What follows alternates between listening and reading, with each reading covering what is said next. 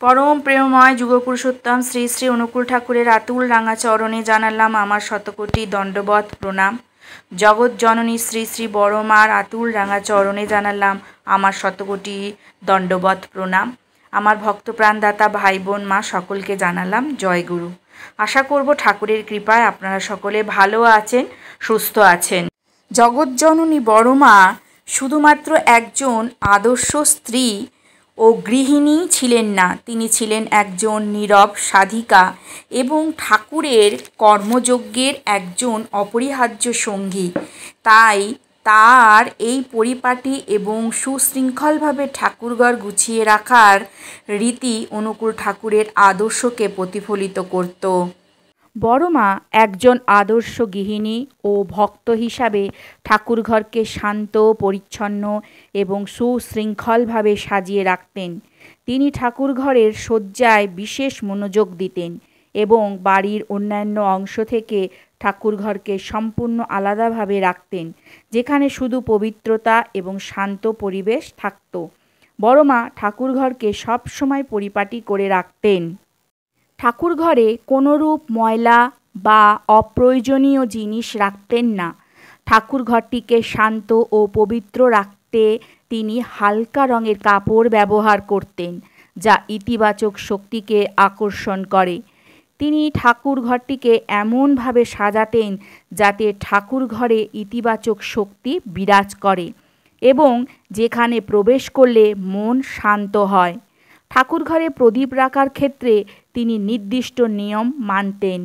প্রদীপকে কখনোই মাটিতে রাখতেন না। তিনি ঠাকুরঘরের জন্য আলাদা ধরনের আলো ব্যবহার করতেন, যা শোবার ঘরের আলো থেকে ভিন্ন হতো। ঠাকুরঘরের প্রবেশদ্বারটিকেও তিনি খুব গুরুত্ব দিতেন, কারণ এটি পরিবারের সুখ সমৃদ্ধির জন্য গুরুত্বপূর্ণ বলে মনে করা হতো। তিনি এমনভাবে মূর্তি রাখতেন যাতে তা দেওয়ালে গাঁথা না থাকে এবং উপাসক উত্তর দিকে মুখ করে বসতে পারেন। তিনি প্রতিদিন ঠাকুরঘর পরিষ্কার করতেন এবং দেবী মূর্তি ও অন্যান্য সামগ্রী যত্ন সহকারে গুছিয়ে রাখতেন। তিনি ঠাকুরঘরের পবিত্রতা ও শুদ্ধতা বজায় রাখার উপর জোর দিতেন, যা তার শান্ত ও নিভৃত সাধারণ একটি গুরুত্বপূর্ণ অংশ ছিল। তিনি ঠাকুরের উপাসনার জন্য নির্দিষ্ট নিয়মাবলী অনুসরণ করতেন, যেমন প্রদীপ রাখার সঠিক দিক ও পদ্ধতি ইত্যাদি। তিনি সবসময় নিজের হাতেই ঘরটিকে সাজাতেন, যেখানে তার আন্তরিকতা এবং ভক্তি প্রতিফলিত হতো। বড়মা এই কাজগুলি কেবল একটি দৈনন্দিন রুটিন ছিল না, বরং তার গভীর নিষ্ঠা ও ভক্তিরই একটি প্রকাশ ছিল।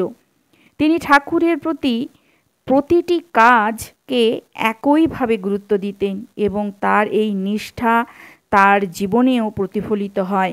বড়মা ঠাকুরঘরটিকে একটি পবিত্র স্থান হিসেবে দেখতেন এবং সেই অনুযায়ী নিয়ম কানুন মেনে চলতেন। বড়মা ছিলেন একজন ভক্ত, যা তার কাজকর্মে প্রতিফলিত হতো। বড়মা ধর্মীয় নিয়ম মেনেই সব কাজ করতেন। ঠাকুরঘরের প্রদীপ জ্বালানো এবং অন্যান্য ধর্মীয় রীতিনীতি সংক্রান্ত নিয়মগুলো নিষ্ঠার সাথে পালন করতেন।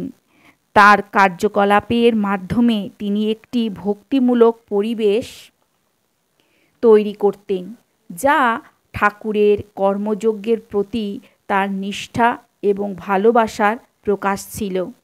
বড়মা তার ভক্তি ও নিষ্ঠার মাধ্যমে ঠাকুরের প্রতি তার গভীর ভালোবাসার প্রকাশ ঘটাতেন এবং ঠাকুর ঘরের পবিত্রতা বজায় রাখতেন।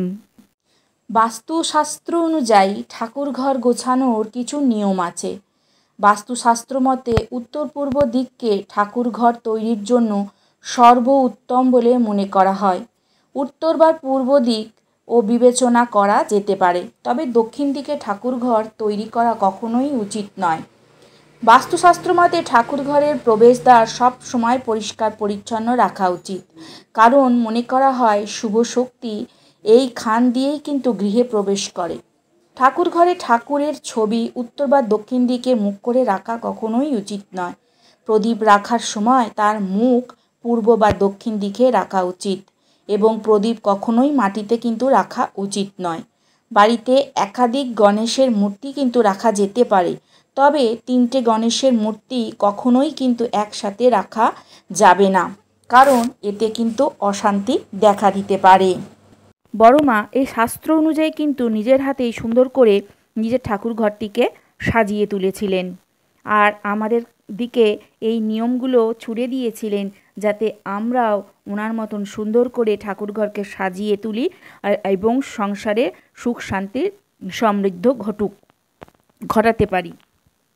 বড় মা শাস্ত্র অনুযায়ী নিজের ঠাকুর ঘরকে নিজের হাতে সুন্দর করে সকল নিয়ম মেনে কিন্তু গুছিয়ে তুলেছিলেন, এবং আমরা ওনাকে দেখে চেষ্টা করব আমাদের ঠাকুর ঘরকেও ঠিক সেরকমভাবে সুন্দরভাবে নিয়ম কানুন মেনে সুন্দর করে সাজিয়ে তুলতে পারি, গুছিয়ে তুলতে পারি, যেখানে ঢুকেই যেন নিজেদের মন শান্ত হয়ে যায়।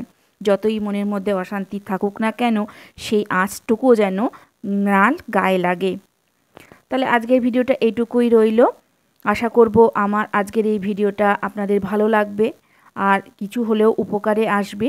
যদি একটুও উপকারে আসে তাহলে একটা করে লাইক করবেন, কমেন্ট করবেন।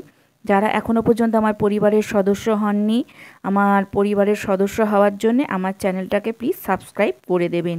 কালকে আবার আসছি, দেখা হচ্ছে আপনাদের সঙ্গে। আর আমার ঠাকুরের আশীর্বাদের হাত আপনাদের সকলের মাথার উপর থাক। আপনারা ভালো থাকুন, সুস্থ থাকুন। ঠাকুরের কাছে এই প্রার্থনা করি, সবাই সাবধানে থাকুন। জয় গুরু।